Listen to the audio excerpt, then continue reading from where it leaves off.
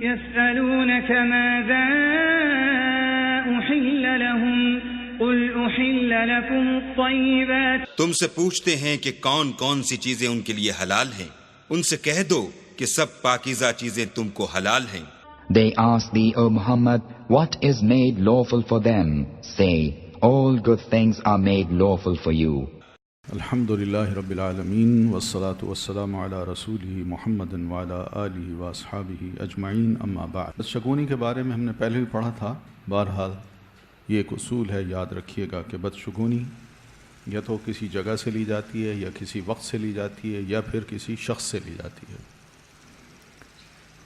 وقت جو ہے، مثال کے طور پر ہمارے ہاں سفر کے بارے میں بڑا عجیب سا کانسیپٹ ہے کہ سفر مہینہ جب آتا ہے تو اس میں لوگ بیمار ہو جاتے ہیں، صفرا ہو جاتا ہے ان کو۔ صفرا آج کل کی زبان میں وہ کیا ہوتا ہے؟ ہیپیٹائٹس، یرکان۔ تو یعنی اس طرح کی بہت سی باتیں ہیں جو پھیلا دی جاتی ہیں، اور نبی علیہ السلام کے دور میں بھی یہ پھیلی ہوئی تھی۔ یعنی گرمی کا مہینہ، اور وہ بھی بالکل ایسے کہ ہر شے جیسے زرد ہو جاتی ہے، سوکھ کے خزاں کا جو مہینہ ہوتا ہے، بینی اس طرح انسان کی حالت بھی یہ ہو جاتی ہے۔ لہٰذا یہ مہینہ ہم انسانوں کے لیے یا ہمارے علاقے کے لوگوں کے لیے یا میرے لیے یہ درست نہیں ہے۔ اسی طرح محرم کا مہینہ ہے۔ محرم کا پہلا مہینہ اسلامی ہمارا سال کا، تو اس کے بارے میں بھی عجیب و غریب قسم کے کانسیپٹس ہیں جو ہم مسلمانوں میں بہت پھیلے ہوئے ہیں۔ مثال کے طور پر یہ مہینہ ایسا ہے کہ جس میں محرم تھا، اس میں بہت سی چیزیں اپنے اوپر حرام بھی کر دی ہیں کہ یہ کریں گے تو یہ بہت بری بات ہوگی۔ مثلا شادی جو ہے اس مہینے میں ہم نہیں کرتے۔ نبی علیہ الصلاۃ والتسلیم کی جب شادی ہوئی سید خدیجہ رضی اللہ تعالی عنہا سے، تو یہ محرم کے دن تھے، محرم کا مہینہ تھا، اور بعض مورخین نے تو یہ لکھا ہے کہ یہ 10 محرم کی تاریخ تھی جس دن نبی علیہ الصلاۃ والتسلیم کا ام المومنین سیدہ خدیجہ رضی اللہ عنہا سے نکاح ہوا۔ تو اسلام تو یہ باتیں ہمیں سمجھاتا ہے کہ کسی دن میں، کسی وقت میں کوئی نحوست نہیں ہے۔ قرآن مجید کے جو الفاظ ہیں نا، فی ایام نحسات، کہ ہم نے ان کو ایسے ان کے نحوست کے دنوں میں یا نحوست والے دنوں میں ہم نے ان پر عذاب بھیجا یا ان کو سزا دی، یا ان کے دن ایسے بنا دیے جو انتہائی منحوس تھے۔ تو اس کا یہ مطلب نہیں ہے کہ ایام النحسات ہوتے ہیں، بلکہ اس کا مطلب یہ ہے کہ ان کے اپنے کرتوت جو تھے، ان کرتوتوں کی وجہ سے اللہ تبارک و تعالیٰ نے جن دنوں میں جس وقت میں ان کو سزا دی، وہ وقت ان کے لیے منحوس بن گیا، وہ وقت اللہ کا عذاب بن گیا۔ یہ اصل چیز ہے۔ یہ نہیں ہے کہ اللہ تعالیٰ نے دنوں میں کوئی یا وقت میں کوئی خدا نخواستہ نحوست رکھی ہے، ایسا کوئی نہیں۔ اللہ تعالیٰ کے یہ دن ہیں بنائے ہوئے، اور بہت سے مبارک دن ہیں۔ اب دیکھیں، سفر گرمی کا مہینہ ہوتا ہے، تو گرمی کے مہینوں میں ابھی رمضان آیا ہے تو ہم نے روزے رکھے ہیں، تو خدا نخواستہ ایسی کوئی بری بات نہیں ہے کہ اس کو ہم سمجھیں کہ جناب لوگ تو بیمار ہو جاتے ہیں، لوگ کئی بیماریوں کا شکار ہو جائیں گے، کئی لوگ مر جائیں گے بھوکے پیاسے، ایسا مسئلہ نہیں ہے۔ تو اسی کو آگے بڑھا کے ہم نے کیا کیا ہے کہ یعنی ایسے دن ہم نے مقرر کر لیے ہیں جن کو ہم تیجا، 40واں، 7واں، اور پھر اس کے بعد سالانہ اب بناتے چلے جا رہے ہیں۔ تو نتیجہ کیا نکلا ہے؟ ہم ڈیتھ ڈے کہتے ہیں، ڈیتھ ڈے، اور بعض کا برتھ ڈے مناتے ہیں۔ تو یہ انہی کے نتائج ہیں اور کچھ نہیں ہے۔ یا ان دنوں کو بڑا مبارک دن سمجھا جاتا ہے، یا اس دن کو بڑا منحوس دن سمجھا جاتا ہے۔ کچھ لوگ پیٹتے ہیں ان دنوں، سینہ پیٹتے ہیں، اور کچھ لوگ بعض دنوں میں بڑے خوش ہوتے ہیں۔ ایسا مسئلہ نہیں ہے۔ اس لیے ہمیں اللہ تعالیٰ نے دوسروں کے مقابلے میں دین نے ہمیں جو خوشی کے دن دیے ہیں وہ 2 دن دیے ہیں، جن کو عید کا دن کہا گیا ہے۔ اور اس کی وجہ ہے، وجہ یہ ہے کہ رمضان کے روزے رکھ کے الحمدللہ جب مسلمان سرخرو ہوتا ہے، عبادات کر کے، قرآن پڑھ کے، اس طرح سن کے اور پھر اس کے ساتھ روزے رکھ کے بہت سی پابندیوں کو اپنا کے رات کو قیام کر کے، یہ ایک پابندی ہے جو اللہ تعالیٰ نے ایک مسلمان پہ لگائی ہے، اور مسلمان جب ان تمام دنوں میں عبادات کے ذریعے سرخرو ہوتا ہے، اور اللہ تعالیٰ اس دن اس کو یہ حکم دیتا ہے کہ تم اس کے اگلے دن چاند کی پہلی تاریخ کو خوشی مناؤ، اور یہ اللہ کا فضل ہے۔ جس طرح قرآن مجید کے بارے میں اللہ تعالیٰ نے فرمایا کہ قل بفضل اللہ وبرحمتہ فبذلک فلیفرحوا، یہ قرآن مجید اللہ کا بڑا فضل ہے، اس کی رحمت ہے، اس کو پا کے مسلمان ضرور خوش ہوں۔ تو یہ خوشی کا جو دن ہے اللہ تعالیٰ نے ہمیں دیا ہے، اس لیے کہ وہ دن ریوارڈ لینے کا دن ہوتا ہے، عید کا دن، جو اس کو عید الفطر کہتے ہیں، یعنی فطر ہم اس دن افطار کرتے ہیں، ہم روزہ نہیں رکھتے، علانیہ کہہ رہے ہوتے ہیں کہ آج ہم کھا رہے ہیں، اور گھر سے کھا کے نکلتے ہیں، تو اس لیے اس کو عید الفطر کہتے ہیں۔ ایک دن تو اللہ تعالیٰ نے یہ رکھا ہے کہ خوشی ہوتی ہے کہ مسلمان کو کہ الحمدللہ اللہ تعالیٰ نے توفیق دی، لیکن پھر بھی ہم مسلمانوں میں جو صلحاء لوگ تھے، نیک لوگ تھے، سمجھدار تھے، انہوں نے کچھ تھوڑی سی باتیں ہم مسلمانوں کو سمجھا بھی دیں کہ دن تو ہے، لیکن آج خوشی کا دن صرف اس کے لیے ہے جس کے گناہ آج معاف ہو جاتے ہیں۔ لیس العید لمن لبس الجدید، عید اس کا نام نہیں ہے کہ انسان اس دن نئے کپڑے پہن لے، بلکہ عید اس شخص کی عید ہے جس کے آج روزے قبول ہو چکے ہوں اور اللہ تعالیٰ نے اس کے بارے میں کہہ دیا کہ میں نے اس کو معاف کر دیا، اصل تو عید اس کی ہے۔ تو اسی طرح عید الاضحیٰ ہے، یہ دوسرا دن ہے، یہ بھی سال کے بعد ایک دن آتا ہے ذوالحجہ کا، اور ذوالحجہ کے یہ دن ہے جس میں سیدہ ہاجرہ علیہ السلام نے جو اپنے بیٹے کی محبت میں اور خاوند کی اطاعت میں اور دین کی اطاعت میں اپنے آپ کو اکیلا رکھنا اور یہ ساری تکلیفیں برداشت کرنا، یہ ساری قربانیاں دینا سیکھا تھا اور عمل کر ڈالا تھا، اللہ تعالیٰ نے اس کو مسلمانوں کے لیے ایک ریچول بنا دی کہ تم بھی ایسے ہی کرو۔ تو یہ دن تو وہ ہیں، باقی ان دنوں میں کوئی خاص ایسی چیز نہیں ہے کہ مسلمان سوائے دو نوافل پڑھنے کے، شکرانے کے، کچھ اور کریں۔ ان دنوں کو کہا ہے ایام و اکل و شرب، یہ کھانے اور پینے کے دن ہیں، مسلمان کھائے، اچھا کھانا کھائے، اچھا کھانا پہنے، اچھا لباس پہنے، اور اسی طرح دوسروں کو بھی اپنے اپنے ساتھ خوشیوں میں شامل کرے، بس اتنا ہے۔ لیکن جو اور دن ہم نے بنا لیے، ڈیتھ ڈے اور برتھ ڈے، اس کا کانسیپٹ ہمارے دین میں نہیں ہے۔ ہم ان دنوں کو بعض شہروں کو بھی بڑا نحوست سمجھتے ہیں، بعض علاقوں کو بڑا نحوست سمجھتے ہیں، بعض لوگوں کو بڑا نحوست سمجھتے ہیں۔ یہ سب خرافات ہیں، توہمات ہیں، ان سے دین نے ہمیں بچنے کی تاکید کی ہے۔ پیارے نبی علیہ الصلاۃ والتسلیم فرماتے ہیں کہ 3 چیزیں ایسی ہیں جن سے کسی کا بچنا انتہائی مشکل ہے، اور ایک یہ ہے ان میں ایک بدگمانی۔ بدگمان بڑے جلدی ہوتا ہے۔ اتقوا من الظن ان بعض الظن اثم، بدگمانی سے بچو، اس لیے کہ بعض بدگمانیاں گناہ ہوتے ہیں، گناہ اللہ کے ہاں وہ گناہ شمار ہوتے ہیں۔ ہوتا ہے ایسے، ہم 2 بیٹھے ہیں، کوئی تیسرا وہاں سے گزرا ہے تو بس وہ گزرا، وہ گزر گیا، اب ہم بیٹھے کمنٹس دے رہے ہیں اور عجیب و غریب قسم کے مذاق اڑا رہے ہیں اس کا۔ پھر اسی طرح کوئی کچھ کر رہا ہے، 2 بندے یا 3 بندے آپس میں کھڑے بات کر رہے ہیں، 2 بندے کر رہے ہیں آپس میں بات، اور میں یا دوسرے چند دوست بیٹھ ان کو دیکھ رہے ہیں تو سمجھ رہے ہیں کہ یہ ہمارے بارے میں کوئی گفتگو کر رہے ہیں۔ تو اس طرح کی جو صورتحال ہے ہماری عام انسانوں کی بن جاتی ہے۔ اس لیے نبی علیہ الصلاۃ والتسلیم نے فرمایا جب 3 لوگ ہوں تو 2 الگ ہو کے آپس میں باتیں نہ کریں تیسرے کو چھوڑ کے، اس لیے کہ یہ بدگمانی ہوتی ہے۔ تینوں اکٹھے کریں، یا پھر یہی ہے کہ سب الگ الگ ہو جائیں، جب 2 کو آپس میں موقع ملے تو پھر اس وقت کر لیں، تاکہ تیسرے کو یہ گمان نہ ہو، بدگمانی نہ ہو کہ بھئی شاید میرے بارے میں گفتگو کر رہے تھے۔ تو ایسی چیزیں جو ہیں آپ فرماتے ہیں، ایک تو بدگمانی، دوسری بدشگونی، کہ بدشگونی بڑا بندہ لیتا ہے، کوا آ گیا، اسی طرح معلوم نہیں کیا الو بول گیا، پھر اسی طرح کئی چیزیں ایسی ہیں جو توہمات کی کئی صورتیں ہیں، اب تو خیر میں بھول گیا ہوں، بہرحال لوگوں کے ہاں یہ بہت سی ہیں۔ اور پھر حسد، تیسری چیز حسد ہے، حسد بھی بہت تیزی سے انسان کے دل میں آتا ہے، اور بہت کم لوگ ہیں جو اس سے بچتے ہیں، یا بہت مشکل ہے اپنے آپ کو اس سے بچانا، حقیقت ہے۔ تو آپ فرماتے ہیں لہٰذا جب بدگمانی پیدا ہو جائے تو اس پر یقین نہ کرو، اس کا یہی علاج ہے، نہ یقین نہ کرو، نہیں ایسا نہیں ہو سکتا، میں مانتا ہی نہیں۔ پھر اسی طرح اور جب بدشگونی تردد پیدا کرے تو راستہ سے واپس نہ لوٹو۔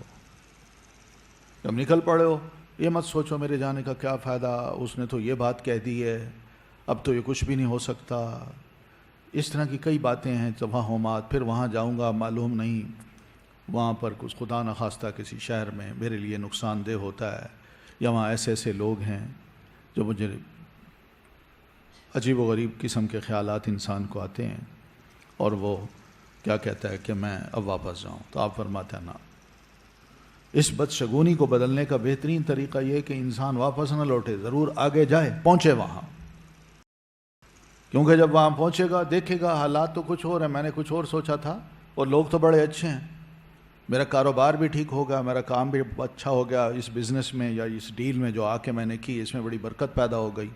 کئی چیزیں ایسی ہوتی ہیں جو انسان سوچ کے بعد میں اندازہ کرتا ہے کہ پہلے جو میں نے سوچا تھا انتہائی غلط سوچا تھا۔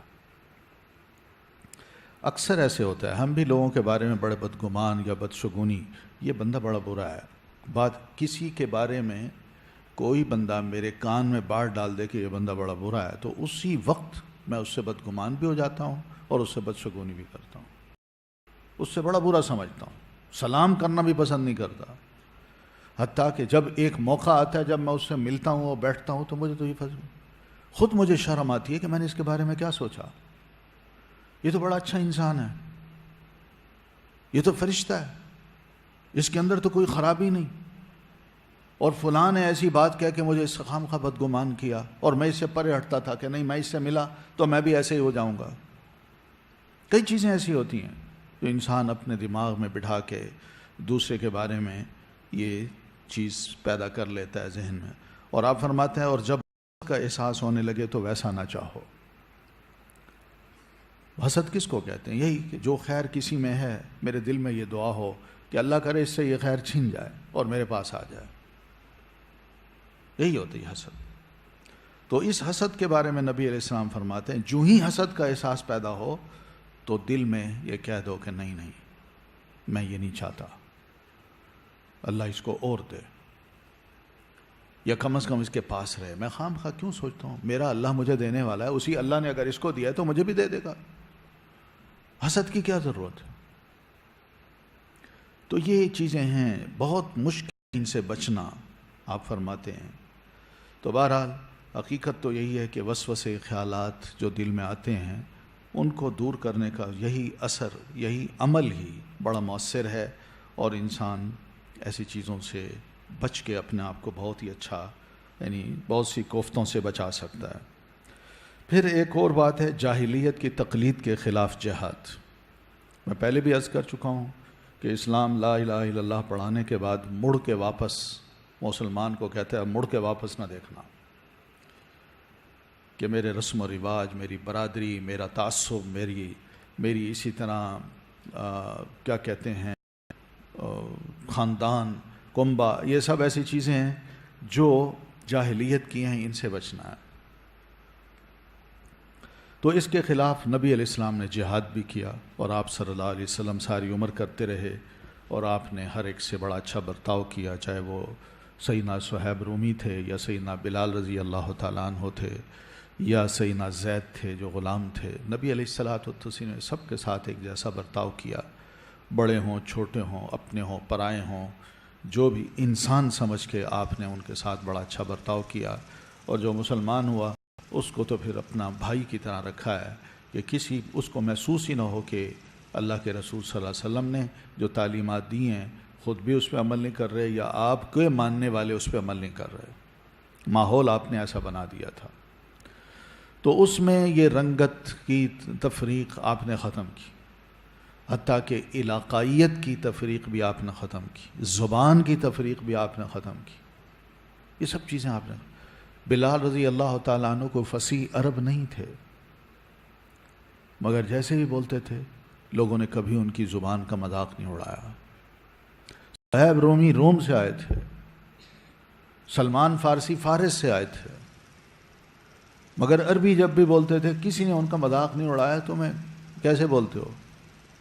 نہ، مطلب چھوٹی چھوٹی باتوں تک میں بھی تعصب نام کی چیز مسلمانوں میں نظر نہیں آتی،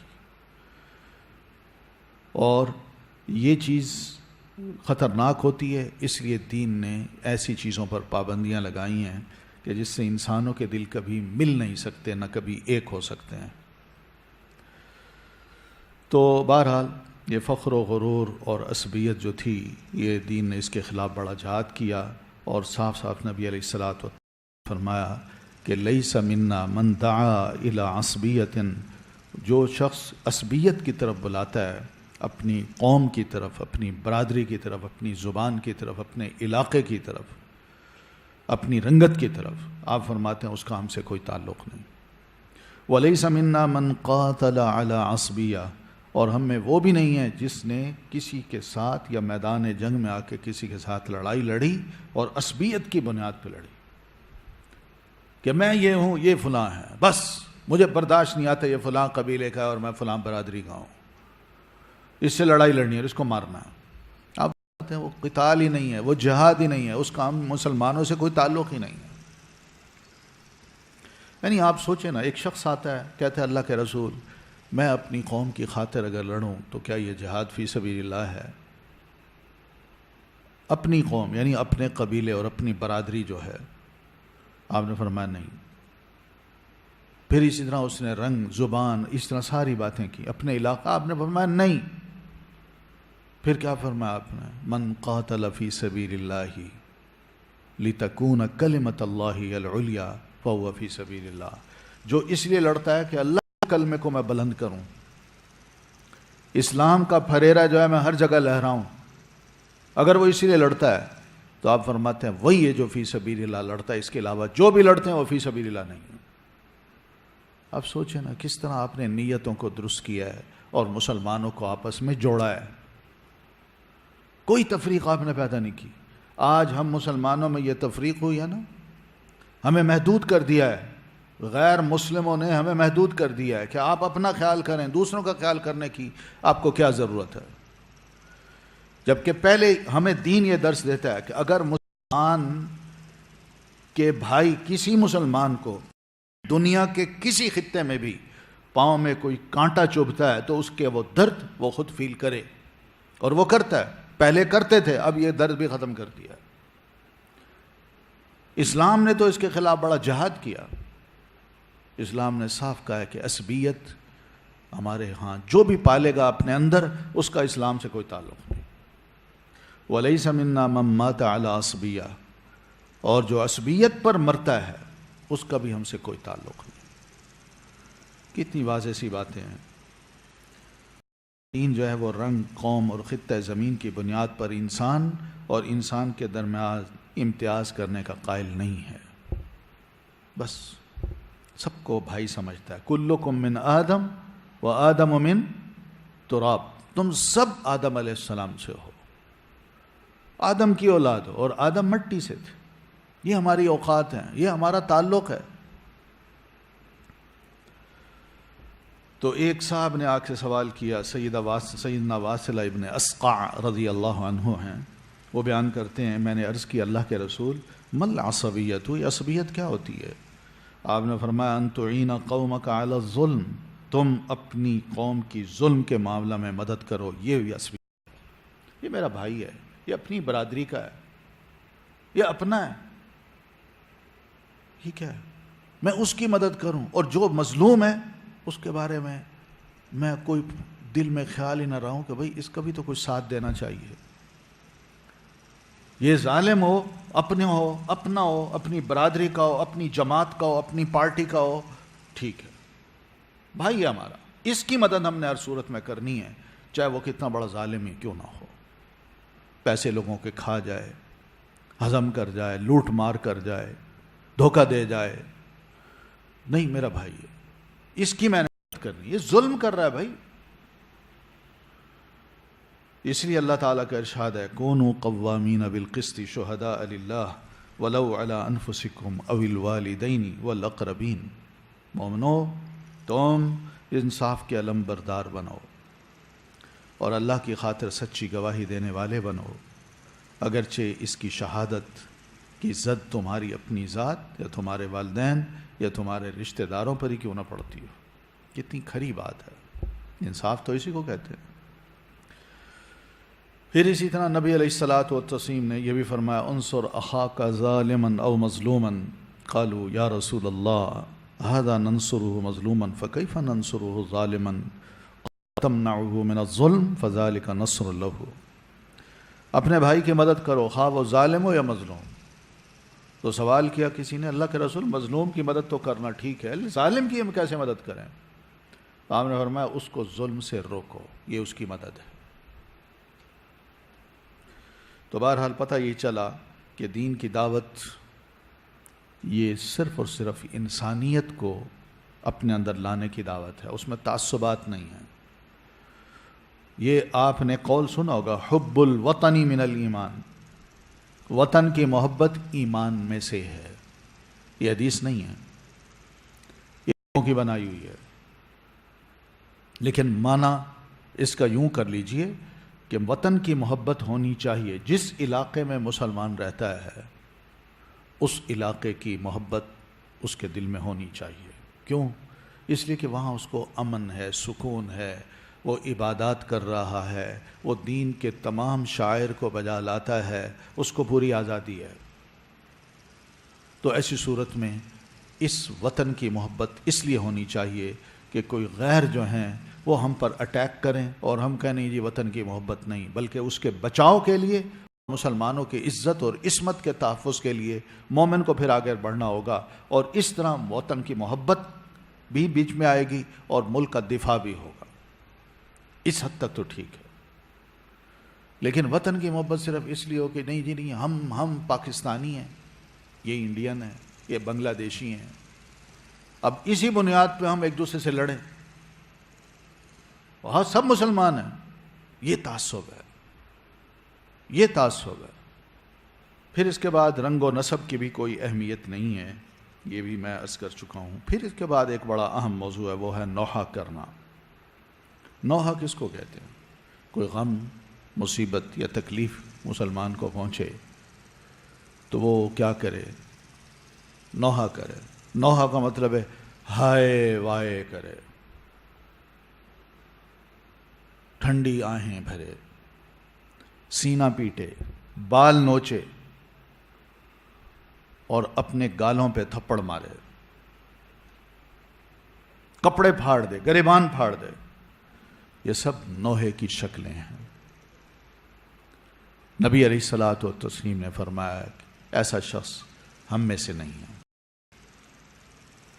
اسلام نے منع کیا۔ حتیٰ کہ صحابہ کرام جو ہے نا، وہ نوحے سے اتنے محتاط تھے کہ وہ یہ کہا کرتے تھے کہ جب کوئی فوت ہو جاتا، اس کے جنازے میں شامل ہونے کے بعد ہم اس کے اقربا کو راہ چلتے ہوئے یا اس کے گھر جا کے دروازہ کھٹکھٹا کے تعزیت کر دیتے تھے، لیکن اس کے گھر میں جمع ہونا، تعزیت کے لیے جمع ہونا، ہم اس کو نوحہ شمار کرتے تھے۔ سمجھ رہے ہیں اس بات کو؟ یہ بڑی اہم چیز ہے۔ یعنی کسی گھر میں تعزیت کے لیے لوگ 3 جمع ہوتے ہیں، اور بھائی جس نے تعزیت کرنا ہے ہمارے گھر آ جائے۔ یہ کون سی رسم ہے؟ دین نے تو اس کو نہیں اپنایا۔ صحابہ کرام کو دیکھیں، نبی علیہ السلام کو دیکھیں، آپ صلی اللہ علیہ وسلم فوت ہوئے ہیں، سب کا دکھ ہے، مسجد میں جمع ہوتے ہیں، نماز پڑھتے ہیں اور ایک دوسرے سے بات کرتے ہیں، مگر صبر۔ آپ کی اپنی اولاد فوت ہوئی، آپ کو تعزیت کے لیے کون آتا ہے آپ کے گھر میں؟ مسجد میں لوگ آ رہے ہیں، نماز پڑھتے دوران، نماز پڑھ لی، آگے پیچھے کوئی تعزیت کر دی، نماز سے پہلے یا بعد میں، بس۔ لیکن یہ رسم بنا لینا کہ فوتگی کے بعد ہمارے گھر جو آئے گا اس کا واقعی ہم سے تعلق ہوگا، اور جو نہیں آئے گا وہ اس کا قائل ہے کہ مر گیا مردود، نہ فاتحہ نہ درود۔ یہ ایسے لوگوں کے لیے یہ شعر انہوں نے، یہ جملے بنائے ہوئے ہیں۔ بھائی فاتحہ درود، فاتحہ جب پڑھتا ہے تو اس کا کیا مطلب ہوتا ہے؟ کبھی سوچا ہے؟ اہدنا الصراط المستقیم صراط الذین، یہ تو دعا ہے، انسان اپنے لیے کر رہا ہے۔ میت کے لیے کون سی دعا ہو رہی ہے؟ درود پڑھنا تو نبی علیہ السلام کے لیے، لیکن میت کے لیے کون سی دعا ہوتی ہے؟ وہ تو کوئی ہوتی نہیں۔ تو اس لیے نوحہ کو نہ کیا شریعت نے، تو کسی کی موت پر نوحہ کرنا، واویلا مچانا، جزا و فضا کرنا اور اظہار غم میں غلو کرنا، مبالغہ کرنا، یہ جاہلیت کے طریقے ہیں، اسلام ان کا سخت مخالف ہے۔ اسلام ہمیں سمجھاتا ہے کہ موت کا مطلب یہ نہیں ہے کہ انسان فنا ہو جاتا ہے، بلکہ موت کا مطلب یہ ہے کہ اس دنیا سے اس کا وقت ختم ہو گیا، بس اب یہاں سے نکلے اور اگلے مرحلے میں چلا جائے۔ جیسے دنیا میں آنے سے پہلے کس مرحلے میں تھا؟ میں دنیا میں آنے سے پہلے کہاں تھا؟ عالم ارواح میں تھا۔ اللہ تعالیٰ نے اس جسم میں روح ڈال کے مجھے دنیا میں بھیج دیا، ٹھیک ہے نا؟ اب یہاں سے اللہ تعالیٰ مجھے لے جائے گا کہاں؟ عالم برزخ میں، پھر اس کے بعد عالم آخرت ہوگا۔ تو یہ 4 عالم ہیں ہمارے لیے، عالم ارواح، عالم دنیا، عالم برزخ اور عالم آخرت۔ ان چاروں کا یاد رکھیے ایک دوسرے سے کوئی تعلق نہیں ہے۔ میں عالم ارواح میں جب دنیا میں آیا ہوں تو اب یہ پتہ نہیں کہ پیچھے کون سی میں روحیں چھوڑ آیا ہوں۔ یہ اللہ کے رسول صلی اللہ علیہ وسلم کی حدیث ہے، آپ فرماتے ہیں الارواح جنود مجندہ، روحیں جو ہے نا عالم ارواح میں وہ بالکل اسی طرح ایک دوسرے کے ساتھ فوجی جیسے ایک دوسرے کے ساتھ گتھے ہوئے ہوتے ہیں، کھڑے ہوتے ہیں، وینی روحیں بھی ایک دوسرے کے ساتھ اسی طرح گتھی ہوئی ہوتی ہیں، ایک لشکر ہے، پورا ایک لشکر ہوتا ہے۔ وہ کیا لشکر ہے؟ وہ لشکر یہی ہے کہ میں دنیا میں تھا، جب میں عالم ارواح میں تھا تو میرے اوپر کا جو نسب ہے، دادا، پردادا، والد، پھر اس کے بعد نانا، پڑنانا، اور پھر اس کے اوپر چلتے جائیں، یعنی اوپر سے جو اولادیں ایک دوسرے کی بنیں گی اور بنتی چلی جائیں گی، ان کو اللہ تعالی نے نبی علیہ السلام نے فرمایا جنود اور مجندہ، جو ایک دوسرے کے ساتھ گتھی ہوئی ہیں۔ پتہ چلا نا کہ روحوں کو اللہ تعالیٰ نے جو عالم ارواح میں ہوتا ہے انہی کو پھر دنیا میں آ کے ملاتا ہے، جس میں آپ فرماتے ہیں ما تآلف منہا ائتلف، جو وہاں ایک دوسرے کے ساتھ مانوس ہو جائیں وہ دنیا میں بھی آ کے ایک دوسرے کے ساتھ مانوس ہو جاتی ہیں۔ وما تناکر منہا اختلف، اور جو روحیں وہاں ایک دوسرے کے لیے اجنبی ہوتی ہیں وہ دنیا میں بھی آ کے ایک دوسرے کے لیے اجنبی ہوتی ہیں۔ تو اس طرح اللہ تعالیٰ رشتوں کو بناتا ہے، جوڑتا ہے، یہ اللہ تعالیٰ کے فیصلے ہیں۔ میں جو کہنا چاہ رہا ہوں وہ یہ ہے کہ عالم ارواح سے میں یہاں آیا، اب یہاں آنے کے بعد میرا تعلق عالم ارواح سے نہیں ہے، نہیں ہے میرا تعلق، بہنی ان کا تعلق مجھ سے بھی نہیں ہے، یہ بھی یاد رکھیے، ان کا تعلق مجھ سے بھی نہیں ہے۔ اسی طرح جب میں یہاں سے آگے جاؤں گا، یا جو آگے جا چکے ہیں عالم برزخ میں، میرا ان سے تعلق نہیں ہے اور ان کا مجھ سے کوئی تعلق نہیں، ٹھیک ہے؟ یہ اصول ہے، یاد رکھیے۔ اللہ تعالیٰ نے بس یوں سمجھیے کہ اپنے آگے اس دنیا کے لیے، ہم سب انسانوں کے لیے کچھ 3 دیواریں کھڑی کر دی ہیں، ایک یہ ہے، ایک یہ ہے۔ یہاں عالم ارواح ہیں، یہ یہاں آ جاتے ہیں، یہاں والے ادھر جھانک کے نہیں دیکھ سکتے اور نہ وہاں والے ادھر جھانک کے دیکھ سکتے ہیں، اور جب یہاں والے آگے عالم برزخ میں جاتے ہیں تو یہ عالم برزخ والے نہ ادھر آ سکتے ہیں اور نہ یہ والے ادھر جھانک کے دیکھ سکتے ہیں۔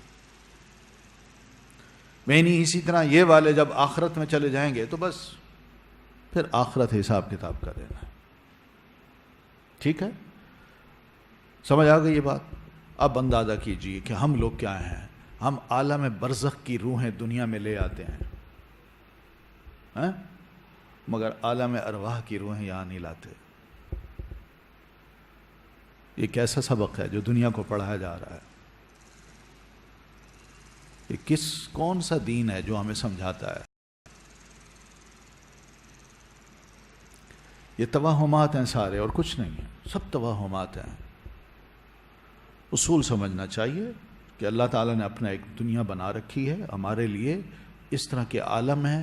ہم خود ہاتھ ڈالنے کی بھی کوشش نہ کریں اور نہ ان غیبی باتوں کو اپنے جہالت سے لوگوں میں عام کریں کہ نہیں جی اس کا مطلب یہ ہے. یہ مطلب نہیں ہے اس کا. کمال اگر یہ ہے کہ میں عالم برزخ کی روح جو فوت ہو جاتا ہے اس کی روح ہر جمعرات کو میں لے آتا ہوں، تو آنے والوں کو بھی ذرا تھوڑا سا لے آؤں، ان کا بھی تھوڑا سا تعارف ہو جائے. میری کون سی اولاد ہے، میرے بچے کتنے ہیں، پوتے کتنے ہیں، پڑ پوتے کتنے ہیں، کسی کو تو لاؤں. وہ نہیں ہوتا. یہ سب باتیں ہیں جو ہماری طرف سے عام کی گئی ہیں، اور لوگ یہ سمجھتے ہیں کہ شاید یہی ایک روحانیت ہے. یہ روحانیت نہیں ہے. تو بہرحال یہ جب تکلیف ہوتی ہے مسلمان کو تو پھر کیا کرے وہ؟ تو اس کے لیے دین نے اتنی بات سمجھائی ہے کہ اللہ تعالیٰ کے فیصلے ہیں، بس بندہ یہ سمجھ لے. اللہ تعالیٰ نے جس طرح یہ فیصلہ کیا تھا کہ اس نے مجھے اس دنیا میں لانا ہے، کب لانا ہے یہ بھی اس کی مرضی تھی. میں اپنی مرضی سے دنیا میں نہیں آیا. اور پھر کب جانا ہے یہ بھی اللہ کی مرضی ہے، میری کوئی مرضی نہیں ہے. تو اسی وجہ سے ایک انسان ذرا موت سے گھبراتا ہے اور کچھ نہیں. لیکن جب بھی اس قسم کا حادثہ ہو، جس طرح انسان پا کے خوش ہوتا ہے، اولاد ملتی ہے کہتا ہے اللہ تیرا شکر ہے، خوشی سے پھول جاتا ہے.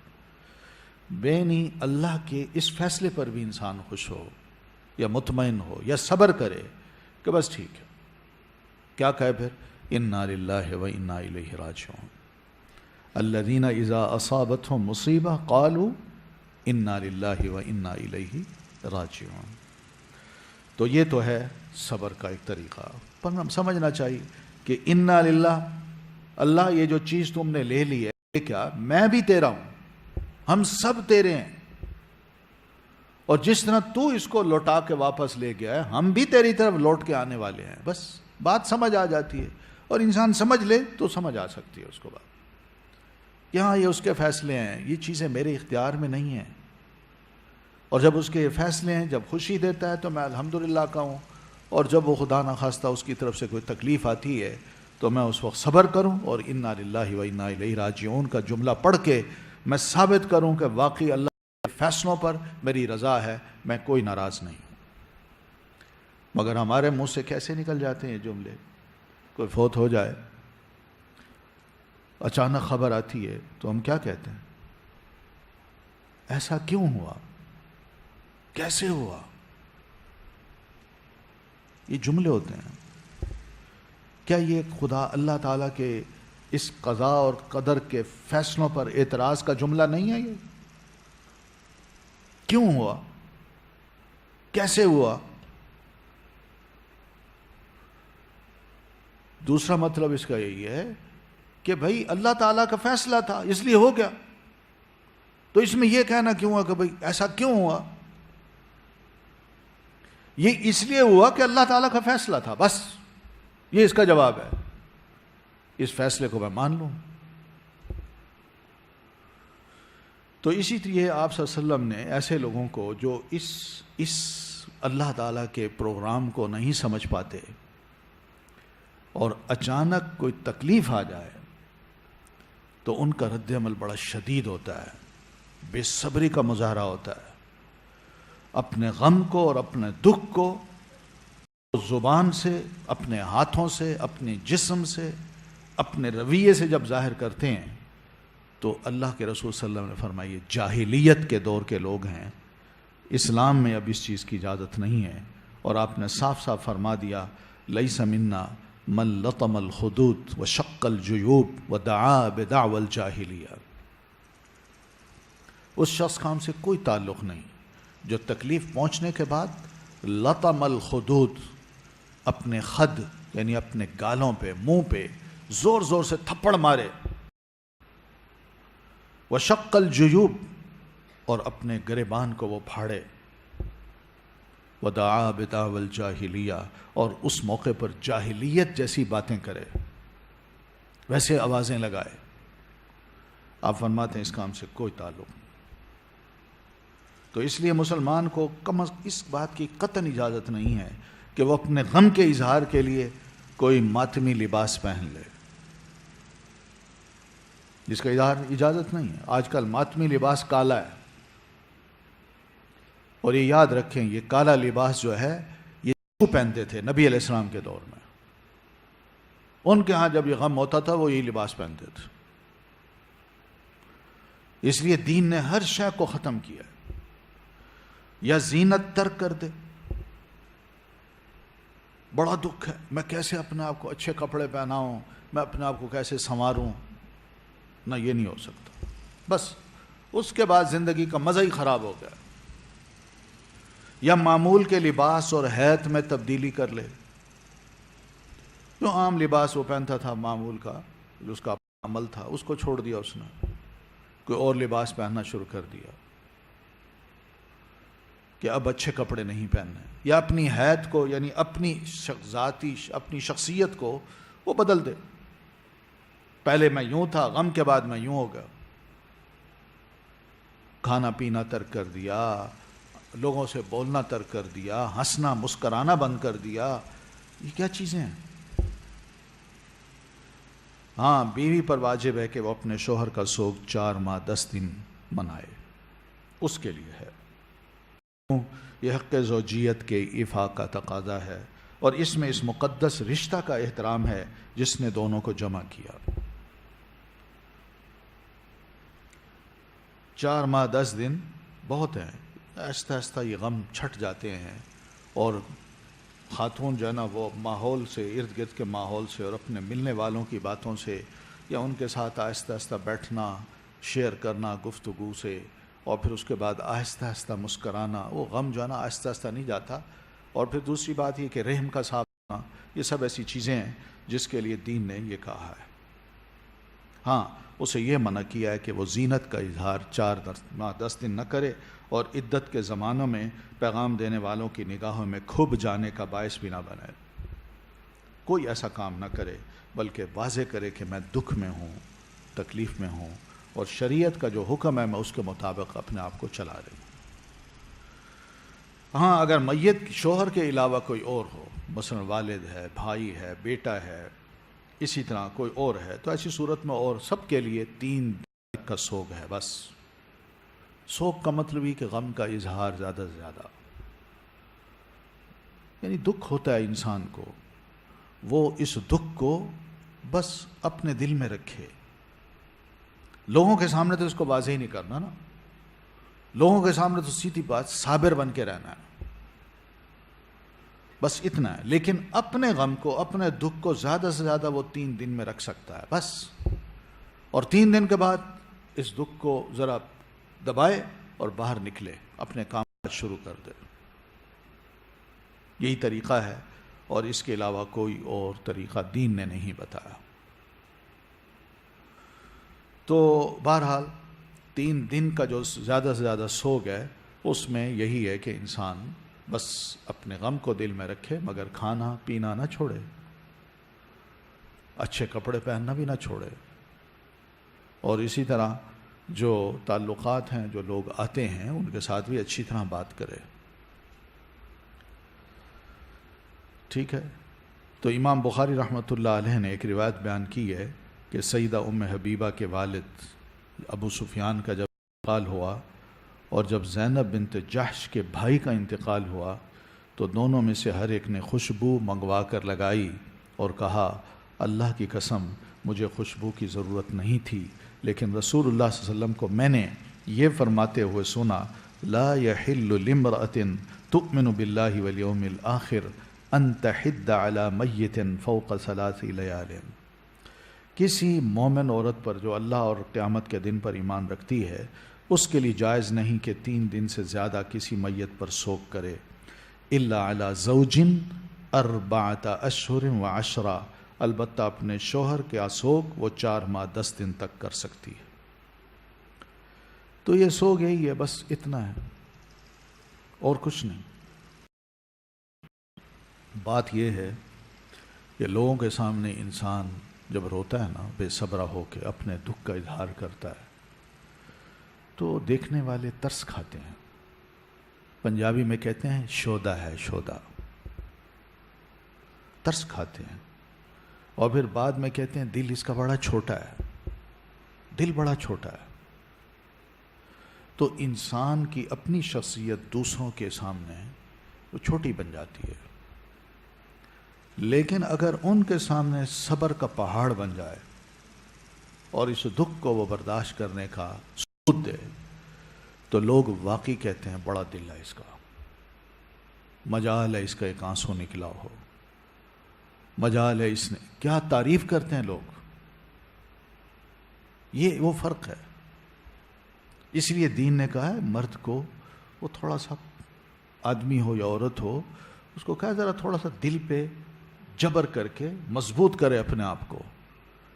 انسانی زندگی نام ہی اسی چیز کا ہے جس میں خوشیاں بھی ہیں، غمی بھی ہے، اور پوری زندگی اگر 60-70 سال کی اللہ تعالیٰ کسی کو دیتا ہے تو اس 60-70 سالہ زندگی میں وہ پوری زندگی میں دیکھے تو اس کو شاید 5 سال سے بھی کم تکلیف پہنچی ہوگی، باقی 65 سال اس نے خوشیوں سے گزارے ہوں گے۔ ایک حقیقت ہے، لیکن وہ 5 سال کے غم کو اپنی 65 سالہ خوشی پر چھا دیتا، یعنی اوپر لے آتا ہے، اور بندہ اللہ کے آگے بالکل چھوٹا بن جاتا ہے، لوگوں کے آگے چھوٹا بنتا ہے۔ اس کی شخصیت جو ہے نا وہ لوگوں کی نظروں میں، اللہ کی نظر میں بڑی نہیں بنتی۔ تو اس کا ایک طریقہ یہ بھی ہے کہ بجائے انسان لوگوں کے آگے روئے، کر لے دروازہ بند، کمرے میں کھڑے ہو جائے مصلی پہ، اور جتنا رونا ہے اللہ کے آگے رو لے، اکیلے میں جتنا رونا ہے اللہ کے آگے رو لے، اپنے دکھ کو، اپنے غم کو، اپنی مصیبت کو اس کے آگے پیش کر دے، رو رو کے آنسو بہا بہا کے، جب بندہ رب کے حضور التجائیں کر کر کے، معافیاں مانگ مانگ کے، دوسرے کے حق میں دعائیں کر کر کے جب فارغ ہوگا نا، بڑا ہلکا ہو جائے گا، اور پھر لوگوں کے سامنے جب آئے گا نا، ٹھیک ہے، صبر، یہ طریقہ ہے۔ نبی علیہ السلام ایسے ہی کرتے تھے۔ کیا حدیث میں نہیں آتا اذا حزبہ الامر قام فصلی؟ آپ کو جب بھی کوئی تکلیف دے، مشکل کا سامنا کرنا پڑتا، یا آپ کو خیال آتا، فکر آتی، تو آپ بجائے اس کے لوگوں کے سامنے بیان کرتے یا اپنے رویے سے لوگوں کو محسوس کراتے کہ میں بڑا پریشان ہوں، آپ فوراً وضو کر کے مصلی پہ کھڑے ہو اور اپنی ساری پریشانی رب کے حضور پیش کر کے ریلیکس ہو جاتے تھے۔ یہی طریقہ ہے اور کچھ نہیں ہے۔ تو بہرحال آپ صلی اللہ علیہ وسلم نے یہی تاکید، حدیث میں آتا ہے، یہی تاکید اپنی بیٹی فاطمہ کو بھی کی تھی کہ فاطمہ، جب میں کان میں جو باتیں کی تھی نا، ان میں ایک بات یہ بھی تھی کہ فاطمہ جب میں فوت ہو جاؤں تو میری میت پہ کھڑے ہو کے نہ رونا نہ پیٹنا، اور نہ ہی اپنے گالوں کو کیا کہتے ہیں، ناخنوں سے پھریدنا، یہ کام نہ کرنا، آپ نے منع فرمایا۔ اور آپ کی یہ تاکید تھی، اس تاکید کا اثر کیا ہوا صحابہ کرام پہ؟ سچی پوچھے نا، یعنی یہی سیدہ فاطمہ رضی اللہ تعالی عنہا نبی علیہ الصلوۃ والتسلیم کی میت کو دیکھنے کے لیے گھر آئیں، دیکھا، ہلکا سا روئیں، کچھ نہیں کہا، واپس آ گئیں، اور پھر اس کے بعد جب آپ کو دفنا دیا گیا تو پھر اس کے بعد آئیں، آپ کی قبر پہ کھڑی ہوئیں، اور اس موقع پر کہ بعض روایات میں آتا ہے کہ انہوں نے 2 شعر گئے، اور ان شعروں میں انہوں نے اپنے دکھ کا اظہار کیا جو تاریخ کی ایک زینت بن گئے ہیں۔ وہ فرمایا کرتی تھیں، یعنی مٹی اٹھائی اور مٹی اٹھا کے اس کو ذرا سونگا، اور سونگنے کے بعد یہ شعر کہا کہ ماذا علی من شم تربت احمدی اللہ یشم مد الزمان غوالیا. اگر کوئی شخص میرے والد احمد صلی اللہ علیہ وسلم ان کی قبر کی مٹی کو ایک بار سونگ لے تو زندگی میں کبھی بھی اس کو کسی خوشبو کے سونگنے کی ضرورت نہیں پڑے گی. پھر فرماتی ہیں صبت علی مصائب لو انہا صبت علی الایام صرن لیالیا، کہ مجھ پر مصیبتوں کے ایسے پہاڑ ٹوٹے ہیں کہ اگر یہ مصیبتیں روشن دنوں پر بھی پڑتی تو روشن دن کالے ہو جاتے، سیاہ راتوں میں بدل جاتے.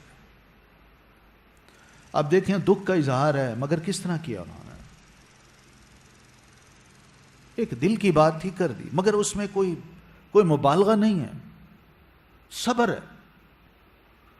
اور اسی صبر کے ساتھ وہ جب گھر آئیں، آپ کو دفنا کے سیدنا ابو ایوب انصاری رضی اللہ تعالیٰ عنہ واپس جا رہے تھے تو ان کے گھر کے دروازے کے آگے سے گزرے تو سیدہ فاطمہ ان کو فرماتی ہیں چچا جان کیف طابت انفسکم ان تحثوا التراب علی قبر رسول اللہ، آپ کے دلوں نے یہ کیسے برداشت کر لیا کہ رسول اللہ صلی اللہ علیہ وسلم کو دفن کر لیا آپ نے اور ان پر آپ نے مٹی ڈال دی.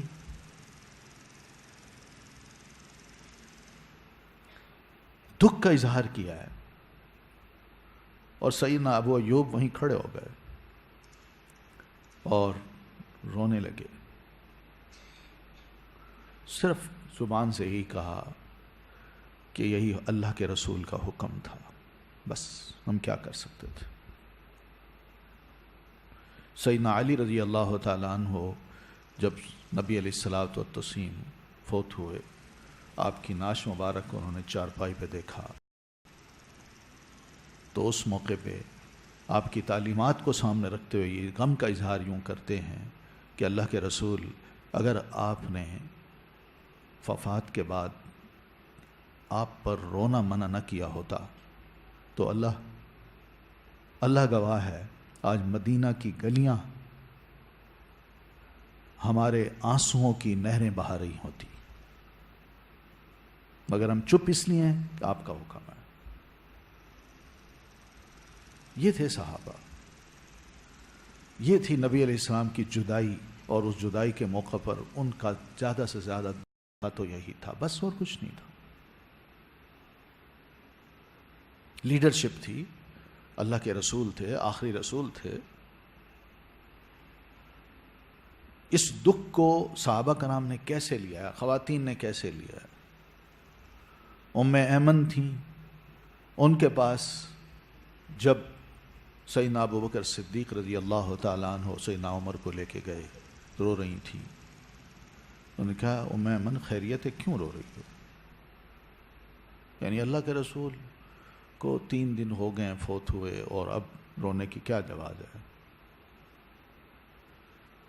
تو اپنے دکھ کا اظہار وہ یوں کرتی ہیں، کہتی ہیں میں اس لیے نہیں رو رہی، بلکہ میں اس لیے رو رہی ہوں کہ آسمان سے اب وحی کا اترنا بند ہو گیا. کیسی سوچیں تھیں ان کی، اس طرح وہ سوچا کرتے تھے. تو اس لیے یہ سب چیزیں جو ہیں بغیر چیخ و پکار کے ہم برداشت کر سکتے ہیں اور کرنی چاہیے، لیکن اگر چیخ و پکار میں ہم جاتے ہیں تو بہت بڑا گناہ کرتے ہیں اور حرام کام ہے. اس سے منع کیا آپ نے، ٹھیک ہے. تو یہ تو ہے تھوڑا سا وہ یعنی حلال حرام کے مسائل جن کا تعلق ہماری زندگی سے براہ راست ہے. تو انشاءاللہ باقی جو کچھ ہیں معاملات کے بارے میں یہ کافی چھوٹی چھوٹی باتیں ہیں لیکن بہت اہم ہیں اور پڑھنے سے تعلق رکھتی ہیں. یہ لکھا ہے کہ والدین کے لیے مسنون دعائیں کون سی مانگی جائیں. ایک تو ہے رب ارحمہما رب اجعلنی مقیم الصلاۃ، ویسے بھی آپ اپنی زبان سے ہی مانگ سکتی ہیں کہ ابا جان کے گناہ، والدہ کے گناہ، کوئی اس طرح کی باتیں کر کے اللہ ان کو معاف فرما، ان کو اللہم اغفر لہ ورحمہ وعافہ واعف عنہ. جب میت کے لیے ایک عام جنرل سی دعا ہے، یہ فوت شدگان کے لیے بھی مانگی جا سکتی ہے، تو وہ مانگیں آپ. اور رات کو سونے سے پہلے یا صبح اٹھ کے ضرور ان کے لیے دعا کریں جو فوت شدگان ہیں، خاص طور پر اپنے والدین ہیں، بہن بھائی ہیں، ان کے لیے ضرور دعا کرنی چاہیے. اور یہی دعائیں کافی ہیں. اللہم اغفر لہم ورحمہم وعافہم واعف عنہم واکرم نزلہم ووسع مدخلہم وادخلہم دارا خیرا من دارہم واہلا خیرا من اہلہم. اللہم اعذہم من عذاب القبر وعذاب النار وادخلہم الجنۃ مع الابرار یا عزیز یا غفار انک سمیع قریب مجیب الدعوات. اس طرح کی دعائیں ہیں، یاد کیجئے، بہت اچھی دعائیں ضرور کیا کیجئے. جس عورت کا شوہر فوت ہو تو وہ 4 ماہ 10 دن سوگ کر سکتی ہے. اس کو بیس بنا کر سارے محلے والی عورتیں ان کے ساتھ ان کے گھر میں سوگ منانے کے لیے 40واں کرتی ہیں. ہاں غلط ہے، یہ کوئی ضرورت نہیں ہے. 40ویں کی کیا ضرورت؟ وہی میں نے بتایا نا، یہ سب وہی چیزیں ہیں جو غلط ہیں. یہ سوگ بیوی کے لیے ہے، میرے خیال میں دوسری عورتوں میں تو نہیں ہے. کیا یہ درست ہے؟ بالکل صحیح بات ہے.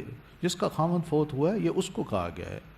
دوسروں تو خامند ہے، وہ کس کا سوگ منا رہی ہیں؟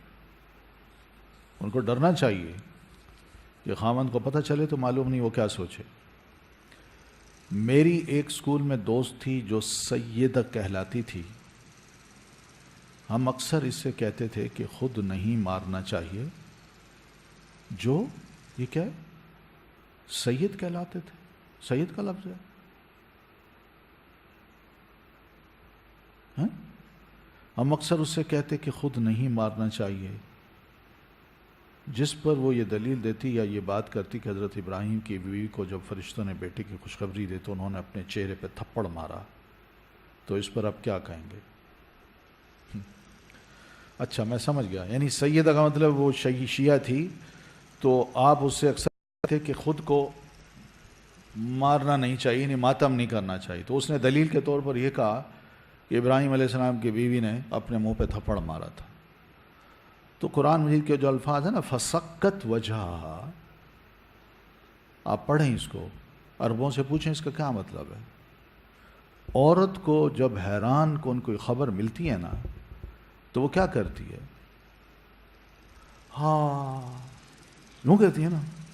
ہاں یہ وہ چیز ہے، وہ کیفیت ہے. کوئی نہیں کہ انہوں نے خدا کو خوف کرے بچے کی خوشخبری مل رہی ہو اور وہ اپنا منہ پیٹنے لگ جائے. تو یہ تو خوشی کے موقع پر ہے. پھر آپ غمی کے موقع پر چلیں، خوشی کے موقع پر انہوں نے اپنے منہ پہ تھپڑ مارا تو وہ تو ٹھیک ہے، لیکن غمی کے موقع پر کون سی دلیل ہے آپ کے پاس کہ آپ اپنے منہ پہ تھپڑ ماریں؟ وہاں تو یہ کہا گیا ہے صبر کرو، وہاں تو یہ کہا گیا ہے. ٹھیک ہے. تو سکہ کا جو لفظ ہے نا، سکت وجہ، اس کی تحقیق کریں، آپ کو بڑا مزہ آئے گا، پتہ چلے گا کہ واقعی اس میں کیا ہے. کچھ لوگ نوحے اور ظالموں کو لعنت دینے کو یہ کہہ کر جسٹیفائی کرتے ہیں کہ اللہ نے سورۃ نساء 148 میں مسلمانوں کو اجازت دی ہے کہ مظلوم اپنے اوپر ہونے والے ظلم کا اظہار اوپنلی کر سکتا ہے. وہ جو ہے لا یحب اللہ الجہر بالسوء الا من ظلم، یہ جو آیت ہے، اس آیت کو دلیل بنا کے کہا جا رہا ہے کہ ظلم کا اظہار اوپنلی کر سکتا ہے. تو ظلم ہے، چاہے ظالم اور مظلوم حیات نہ بھی ہوں. اس لیے اس کا ذکر کرنا ضروری بھی ہے اور اجازت بھی ہے. اس کا کیسے جواب دیا جائے؟ بات یہ ہے کہ وہاں مظلوم جو ہے وہ کچھ اور ہے. وہ تو حدیث میں آتا ہے، آپ نہیں ڈرایا، اتق دعوت المظلوم، مظلوم کی بد دعا سے بچو. اور آپ کو دین نے اتنی اجازت دی ہے کہ مظلوم اگر کسی کے حق میں بد دعا کرتا ہے تو اللہ اس کی دعا قبول کر لیتا ہے، لیکن اللہ اس کو پسند نہیں کرتا، جس کا مطلب یہی ہے. تو ٹھیک ہے، تو ایک مظلوم ہے، ایک ظالم ہے. اگر ہم یہ کہتے ہیں سیدنا حسین رضی اللہ تعالیٰ عنہ مظلوم ہیں اور یزید کو ہم کہتے ہیں وہ ظالم تھے، تو پھر یہ کہنا کہ ظلم چاہے زندگی میں ہو یا بعد میں ہو، ظالم مظلوم کی کہانی چلتی رہے گی۔ تو یہ کہانی اگر چلتی چلے تو آپ سوچیں نا، کیا نبی علیہ الصلوۃ والتسلیم مظلوم نہیں ہیں؟ کیا آپ کو زہر دینے کی کوشش نہیں کی یہودیوں نے؟ کیا آپ کو میدان جنگ میں زخمی نہیں کیا؟ آپ کا دانت مبارک شہید نہیں ہوا؟ آپ کے اپنے رشتہ دار کتنے فوت ہوئے ہیں؟ میدان جنگ میں تھے کہ پیچھے بیٹی فوت ہو گئی۔ تو یہ سب چیزیں کیا ظلم نہیں ہو رہا تھا آپ پہ؟ کیا اس کا اظہار ہم کرتے ہیں؟ پھر سیدنا عمر رضی اللہ تعالیٰ عنہ کو دیکھیے، ان کو شہید نہیں کیا گیا؟ کس نے کیا تھا؟ اور پہلی محرم کو ان کو شہید کیا گیا، عین نماز کی حالت میں شہید کیا گیا، اور قاتل جو ہے وہ پھر اپنے آپ کو قتل بھی کر دیتا ہے۔ یہ پہلا خودکش حملہ تھا جس نے کیا، وہ کون تھا؟ عرب نہیں تھا، وہ پرایا تھا، ایران سے آیا ہوا تھا۔ ان کے دلوں میں یہی حسد تھا کہ بھئی کیوں ان کے دور میں کسریٰ جیسی سلطنت کا تیا پانچا کر دیا گیا ہے، کیوں؟ تو ان کو کیوں شہید کیا گیا؟ حضرت عثمان رضی اللہ تعالیٰ عنہ ہیں، نبی علیہ الصلوۃ والتسلیم کے داماد ہیں، ایک بیٹی نہیں 2 بیٹیاں ان کے پاس تھیں، اور جب دوسری بیٹی فوت ہوئی تو نبی صلی اللہ علیہ وسلم نے ان کو فرمایا، عثمان اگر میرے پاس 100 بیٹیاں ہوتی اور ایک ایک کر کے یوں فوت ہوتی جاتی تو سب کا نکاح میں تم سے کر دیتا۔ اتنے قیمتی انسان، ذو النورین آپ کا ٹائٹل ہے۔ پورے انبیاء کی تاریخ پڑھ لیں، کسی نبی کے کسی صحابی کو یہ شرف حاصل نہیں ہوا کہ اس کے پاس کسی نبی کی 2 بیٹیاں ہوں یا 2 بیٹیوں سے وہ بیاہ گیا ہو، سوائے سیدنا عثمان رضی اللہ تعالیٰ عنہ کے۔ ان کو کیسے شہید کیا گیا؟ کھانا پینا ان کا بند کر دیا گیا، پانی تک اوپر نہیں لے جا سکتے، کوئی ملنے کے لیے نہیں جا سکتا، وہ بھوک میں ہیں، پیاس میں ہیں، اور آخر شدت میں، بھوک اور پیاس کی شدت میں کھڑے ہو کے اپنے گھر کی چھت پہ نیچے والوں سے ایڈریس کرتے ہیں، اور لوگوں تم جانتے ہو یہ کون جس سے آج تم مجھے پانی پلانے سے منع کر رہے ہو؟ جانتے ہو اس وقت مسلمانوں کی یہاں کیا حالت تھی؟ کس نے خرید کے یہ کنواں دیا؟ آج تو مجھے اس کا پانی پینے سے محروم کر رہے ہو۔ قریب تھا کنواں نہیں؟ تو آپ سوچیں نا، پھر ان کو شہید کیا گیا، کئی دن بھوکا پیاسا رکھنے کے بعد شہید کیا گیا، اور شہید بھی جب ہوئے تو ان کی باڈی بغیر کفن کے چھت اپنے گھر کے اندر پڑی رہی، کسی کو اندر تک نہیں جانے دیا گیا۔ بوڑھے بزرگ 84 سال کے، ان کو شہید کر دیا گیا۔ کتنا بڑا دکھ تھا۔ اور پھر رات کو چند صحابہ گھر کی پچھلی دیوار سے اوپر چڑھتے ہیں اور ان کو ان کی ناش مبارک کو نہلا نلو کے کفن پہنا کے پھر نیچے اترتے ہیں، اور رات کو ان کو جنت البقیع میں جا کے دفن کر دیتے ہیں، ان کا جنازہ پڑھ کے۔ وہی 2-4 لوگوں نے جنازہ پڑھا ان کا۔ کیا یہ ظلم نہیں ہے؟ ظلم کی تاریخ میں تو ظالم تو بہت ملتے ہیں، مظلوم جن کے ساتھ ظلم ہے وہ انتہائی نیک لوگ تھے۔ اس لیے تو دین نے منع کیا ہے بھئی ان باتوں کو بھولیں، کیونکہ اگر 1500 سالہ تاریخ میں ہم ظالم اور مظلوم کی ڈیٹس کو بھی لے لیں، سال کا شاید کوئی دن ہو جس میں کسی نہ کسی ظالم نے ظلم نہ کیا اور کسی نہ کسی مظلوم نے ظلم نہ اٹھایا ہو، تو ہم تو پھر ساری زندگی بس روتے ہی رہیں۔ اصول اگر یہی ہے کہ ظالم اور مظلوم چاہے وہ زندہ نہ ہوں بھی ان کا ذکر کرنا ضروری ہے، تو آپ روز کریں۔ پھر کیا سیدنا حسن حضرت حسین رضی اللہ تعالیٰ عنہ کے بڑے بھائی نہیں تھے؟ تھے کہ نہیں؟ ہم ان کے ظلم، ان پر جو ظلم ہوا ہے، زیادتی ہوئی ہے، اس کا ذکر کیوں نہیں کرتے؟ ان کے اندر جو خوبیاں تھیں ان کا ہم ذکر کیوں نہیں کرتے؟ ادھر ان کی فوج ہے، سیدنا حسن رضی اللہ تعالیٰ عنہ کی جو وقت کے خلیفہ ہیں، سیدنا علی کی وفات کے بعد وہ بنے ہیں صرف 6 ماہ کے لیے، اور آپ کی اس حدیث کو وہ پورا کرتے ہیں جس میں آپ نے فرمایا میرے بعد خلافت 30 سال کی ہوگی. ان 4 خلفاء کی خلافت کا پورا ٹائم جو ہے نا وہ بنتا ہے 29.5 سال، اور سیدنا حسن کی 6 ماہ کی خلافت ملائیں تو 30 سال پورے بنتے ہیں. ان کے پاس یہ بڑی زبردست فوج ہے، اور ادھر سیدنا امیر معاویہ کی بھی بڑی فوج ہے. میدان جنگ میں ہیں، دونوں آپس میں آمنے سامنے کھڑے ہیں.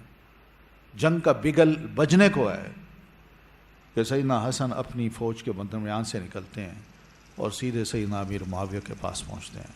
انہوں نے کہا بات صرف اتنی ہے کہ یا آپ خلیفہ ہوں یا میں، اتنی سی بات ہے، اور اس پہ اتنی جنگ ہو جائے اور ہزاروں مسلمان شہید ہو جائیں، یہ درست نہیں ہے. آپ بزرگ ہیں، میں چھوٹا ہوں، آپ آگے ہاتھ بڑھائیں، میں آپ کی بیعت کرتا ہوں. تو انہوں نے بیعت کر لی. یہ ایک بھائی کا کردار ہے، ہم اس کو کوئی بتاتے نہیں ہیں لوگوں کو، نہ بتانا پسند کرتے ہیں.